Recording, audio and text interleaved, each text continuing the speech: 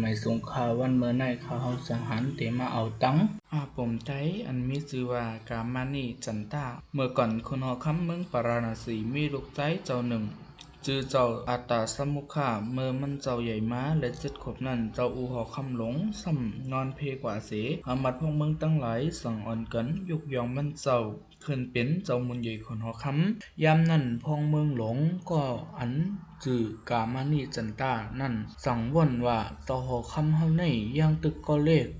ไปมีตั้งไข่ใจปานาปาลังสังขบเมื่อมีลองหลีลองจ้ามาก่อเตลัดต่อหยาบเกาก็เท่ามากูเมื่อกูวันแลเตเป็นอันหยาบยาคันจะเต้ๆในเสจังป้อการขุนมันเสไข่กว่าอยู่ในวันอันยันไกเวียงซ้ำอยู่จนาอยู่เย้าถึงเมื่อโหผลข้าวนาปีหนึ่งนั่นกามานีจันตาจังกว่าขาดควายเปิ้นมาเฮ็ดนามันปอนายเย้าก็ซ้ำเอาควายขึ้นเมื่อส่งแผวตีเฮินเจ้าควายซ้ำแมนเมื่อเจ้าควาย2 ขาโผออกตึกกินข้าวคำอยู่กามานีก็ว่นว่าเจ้าควายหันอยู่ในเส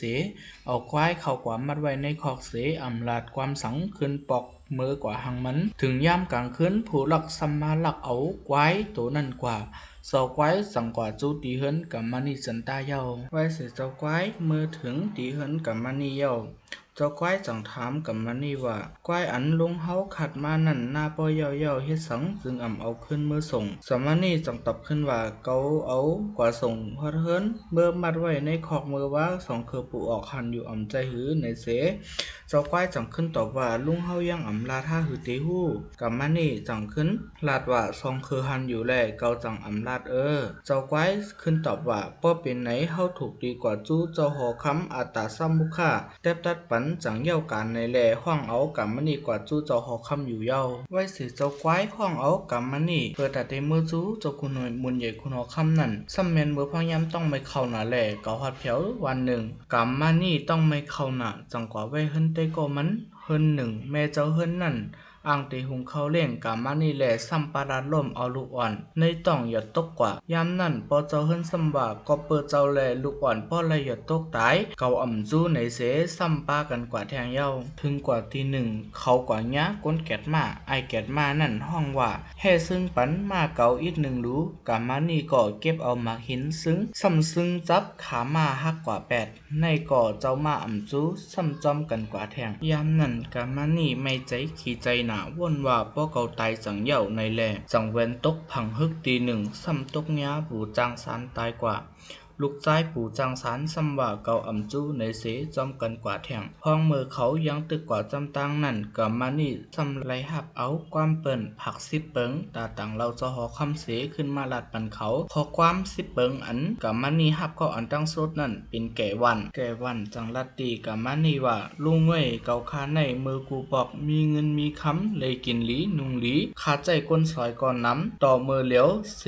ผ่านเย้าไผก่อมาไกลมาไกายในเป็นกอบสังกว่าแทงอีก1ซ้ำกว่าแม่นยาแม่บอกยาจังลัดตีกามานี่ว่าเกาคาในกูปอกเต้เลยกินหลีนุงเหลืองซ้ำมีเงินคำน้ำคำใหญ่มือเหลียวซ้ำเป้ผ่านในเป็นกอบสังในเสผ่านกว่าแทงตี1ซ้ำกว่าแม่นยาแม่เฮิรนหนุ่มจังลัดตีกามานี่ว่าเกาคาในอยู่เฮิรนโผลืมเฮิรนอูแม่อยู่เฮิรนอูแม่ซ้ำลืมเฮิรนโผกว่ามาลงอยู่ในเป็นกอบสังในเสปนกว่าแทงเย้าเมื่อกว่าแมนตีในป่าตี1นั่นกามานี่จังโหพันงูหลงตัว1งูหลงนั่นจังลัดตีกามานี่ว่าเกาคาในเมื่อออกหูกว่าหากินจึงไปออกหยาบป้อกินอิ่มเย้าห่มว่าต้องไก่ใหญ่เหลือมาสีก่อซ้ำขึ้นเขาหูซ้ำเขาง่ายในเป็นกอบสังในเสปนกว่าแทงเย้ากว่าญาตี1กามานี่จังกาคบเมนตึงตัว1เสตึงตัวนั่นจังลัดตีกามานี่ว่าเกาคาในเลือเสยเยยาไต้พวยต้นไม้อันในกว่าหากินกาเลยก็มักลาในเป็นกอบสังในเสปนกว่าแทงเยาวกามานี่สังกาคบแม่นนกกัดตัว1นกกัดตัวนั้นจังลัดตีกามานี่ว่าเกาคาจึง ป้ออยู่เนินลอนปกลูกในขันเป้เสียงลีเสียงหวานป้อกว่าคันต่างตีซ้ำอ่ำลีถ่อมลียินเป็ดในเป็นกอบสังในเสป่นกว่าแทงเยาไว้นั่นผีไปต้นไม้ต้นหนึ่งห้องถามกับมันนี่ว่าเมื่ออ่อนตั้งในก้นตั้งนำตั้งหลายมาเล่งมาตำหมอกหมากตั้งกินตีเก่านำเต้ๆค่อยกาเมื่อเหลียวซ้ำเป็นสังอ่ำมีไผมาเล่งมาตำในเป็นกอบสังในเสป่นกว่าแทงเยาไว้นั่นกับมันนี่จังกะโหพันเมียนนักกาเสนักกาสังผักความถามตีกับมานี่ว่าน้ำน้องที่เฮาคาเรียนในกูบอกใส่ลีเต้แต่เมื่อเลี้ยวซ้ำเป้มากขุนเฮ็ดลงเฮ็ดล้างในเป็นกอบสังในเสปนกว่าแทงเยาวกำนั่นกับมานี่สังเกาพันละเสผักความถามตีกับมานี่ว่าตายากาเอ้ยหมักไม่ในเถินตีเฮาอยู่ในกูบอกจึงเป้หวานตะเหลียวกว่าหาปิดกินตนไหลก็ซ้ำอ่ำดีกินเสอิดในเป็นกอบสังในเสปนกว่าแทงเยา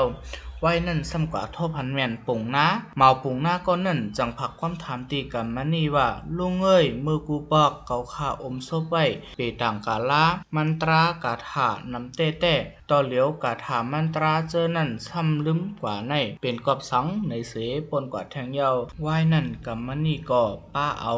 ความผัก10เปิงอีกตั้งผู้เต็งหมับสีก็ขึ้นถึงลุ่มเจ้ามุนใหญ่คุณหอคำอยู่เย้าไว้เสเจอเขาขึ้นถึงลุ่มเจ้ามุนใหญ่คุณหอคำเย้ายามนั่นเจ้าก้อยสังตังเราว่านอติขากับมณีในมันขาดก้อยขาเจ้ากว่าเฮ็ดนาเสียเย้าซ้ำอ่ำขึ้นมาส่งติขากำนั่นหอคำก็จังถามกับมณีว่ากับมณีเอ้ยความเจ้าก้อยลาดในแมนเตหือในเสกับมณีสังตอบว่านอติขาอ่ำแมนขาเมื่อขาเจ้าเอาก้อยมือส่งนั่นเจ้าก้อยแลผู้ยิงมันหันอยู่ที่ขา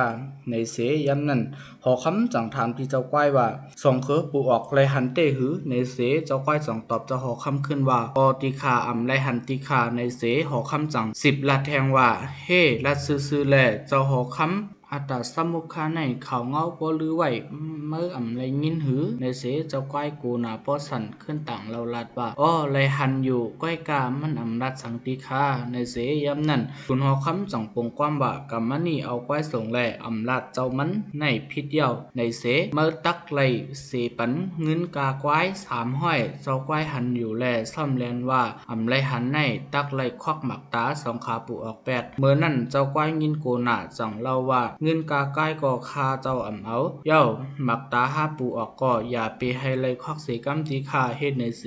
เป็นอันแตบตะตราลองก้อยหายเย้ากว่าอยู่เย้าไว้เสแตบจัดลองก้อยหายกะเย้าซ้ำแตบจัดปันตราลองกันลูกอ่อนหยอดปอลูกอ่อนต่างเล่าเนลองตั้งมันกูเปิงเสเย้าคุณหอคำถามว่าความปอลูกอ่อนลัดในใจเต้หือในเสกะมันนี่สังตอบว่าข้าเศร้าอ่ำไรเฮ็ดสังผู้ยิงมันประหลาดล่มหังก้วยติขาในเสหอคำจังว่าปอไหนปอลูกอ่อนเอ้ยไม่เคยเฮ็ดหือในเสปอลูกอ่อนจังต่างเล่าที่หอคำว่าใครเลยลูกอ่อนข้าเจ้าขึ้นก้วยติขาในเสหอคำจังว่าลูกอ่อนตายกว่าเย้าซ้ำใครเลยขึ้นในอ่ำเป็นไรป้อเมื่ออ่ำจู้ก็เอาผู้ยิงเมื่อปันกะมันนี่เสเมื่อไรมีลูกอ่อนมาแทงเมื่อสั่งเอาขึ้นตาในเสปอลูกอ่อนจังว่าลูกอ่อนข้าเจ้าอ่ำเอาขึ้นเย้าผู้ยิงข้าเจ้าก็อย่าให้ไลปันกามันนี่เสกำติขาเฮ็ดนั้นเสเย้ากว่าแทงกำนั่นจังแตบตัดลองการเอาขามาหาคุณหอคำถามตีกามันนี่ว่ากามันนี่เอ้ยเมื่อซึ้งให้มาเปิ้นขาหักเตหือในเส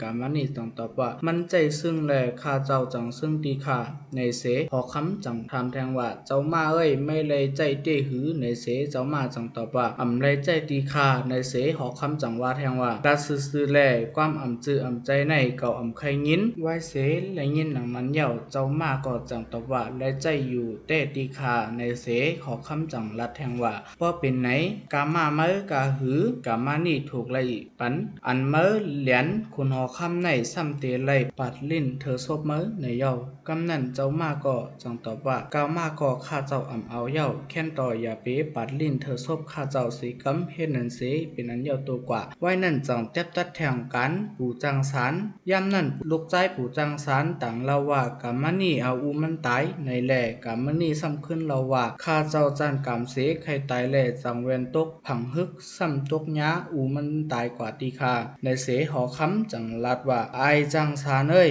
เมื่อใครเฮ็ดสังตีกามนี่ยามนั้นอายจังสารจังเราว่าข้าเจ้าใครไล่อูข้าเจ้าขึ้นไว้ตีคาในเสหอคำจังลาดแทงว่าก็อันตายเย้านั่นอำจังเอาขึ้นเย้าป้อเมื่อใครไล่อูเมื่อก็ให้กามนี่ปุดเฮ็ดอูเมื่อสีตาในเส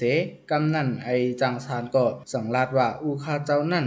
เอาขึ้นเย้าแค่นต่ออย่าไปให้กามนี่มาปุดเฮ็ดอูข้าเจ้าสีกำต่างเรานางในเสเย้ากันกว่าเย้าเพราะว่าคนหอคำแทบตัดการเต็งมาบสีเยิงเย้าก็กามนี่จังซ้ำต่างเราเนความผักสิเปิงแหละเจ้าหอคำก็แกลาดปันหนังในเย้าข้อที่1เจ้าหอคำแกลาดปันความผักของเกวันคนหอคำสั่งว่าเกวันนั่นก็เปิมันแทบตัดตราขึงซ้ำกินเงินหมอนเปิ้นแหล่ก้นจังไข่มากไกลมากกายมันแลมันจังผานข้อที่2คุณหอคำแกลาดปันขอความแม่หมอกยาอันแม่หมอกยาผักมาตีกามานี่นั่นคุณหอคำจังว่าแม่หมอกยานั่นก็เปิมันจังแปดจังแหลนจังหลักหลอมเอาโคของเปิ้นแหล่เฮาก็ไข่มากไกลไม่ไกลมันจังพันในเย้าข้อที่3คุณหอคำแกลาดปันความถามของเมเฮิรนหนุ่มอ่อนคุณหอคำจังว่าเมเฮิรนก็นั่นก็เปิมันเรียนจู้แกมโผไว้ก็1ตีวันจู้มันนั่นซัมมีไว้วงกลางวานอูเมมันแหล่ตั้งวานโผมันไข่หันจู้มันเสจังกว่าขึ้นในเย้า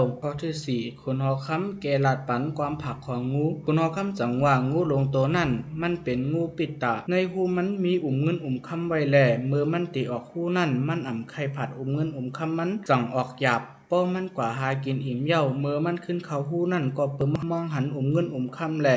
สั่งเข้าง่ายเงินคำเจอนั่นเมื่อก็คุดเอาสีตาในเสคนหอคำจังแก่ปันความถามถึงคนหอคำจังว่าเนื้อต้นไม้อันตึงตัวนั่นกินเยอะอยู่นั่นมีห้องพึ่งนำหนาน้ำพึ่งหยดตกใส่เนื้อเยอะยาไตต้นไม้แหล่ตึงยามกิไลกินเยอะยานั่นแหล่มันจังมักเยอะยาต่างตีต่างแหลนไว้นั่นคนหอคำจังแก่ลาดปันความผักข้อที่6อันเป็นความผักของนกกาดคนหอคำจังลาดว่านกกัดนั่นในลอนปกตีมันอยู่มีเงินคำไว้เสพอมันอยู่ตีลอนปกนั่นใจมันเซ่อแหล่เสียงขันมันจังดีพอมันกว่าอยู่ต่างตีจึงก็เปิมันใจติดเงินคำแหล่เสียงขันมันดีพอเมื่อหอดกว่าตีนั่นพุดเอาเมื่อเสตาบ้านไหนตีกันมันนี่อยู่เย้าไว้นั่นคุณหอคำจังเกลาดปันความผักคอมา7อันพีต้นไม้ผักมาคุณหอคำจังว่าผีไปไม่นั่นกูปอกมันเกียดเคเฮเพ่ปันก้นก่อตาไปตั้งเขาแหล่เปิ้นจังมาลูมักวักตั้งกินตีมันอยู่เย้าเมื่อเลี้ยวเปิ้มันดูล้อมเปิ้ด้วยถึงเปิ้นแหล่เผอไข่มาสู่มาใจไข่มาดูมักวักตั้งกินตีมันในเย้ากำมันคุณหอคำจังแกลาดปันความถามของหมาย8อันนักกาผักมาตีกามานี่นั่นคุณหอคำจังว่านักกาผงนั่นกูปอกเขาถูกหมอปอความกันตัวเลยก็ตื้อพังน้ำหนองจังไซลีเมื่อเลี้ยวเปิ้เขาพิษหม้อกันแหล่ตึบพังน้ำหนองจังขนโอนในเย้าไว้นั่นคุณหอคำจังแกลาดปันความถามคอดหมายเก่าอันเป็นเจ้าอย่าเซผักมาตีกามานี่นั่นเจ้ามุนใหญ่คุณหอคำจังลาดว่าละเซนั่นเมื่ออ่อนตั้งเขากำสินกำทำดีๆแหล่หมักไม่หมักตอกจังหวานกูตนกูล้ำเมื่อเลี้ยวในก็เปิดเขา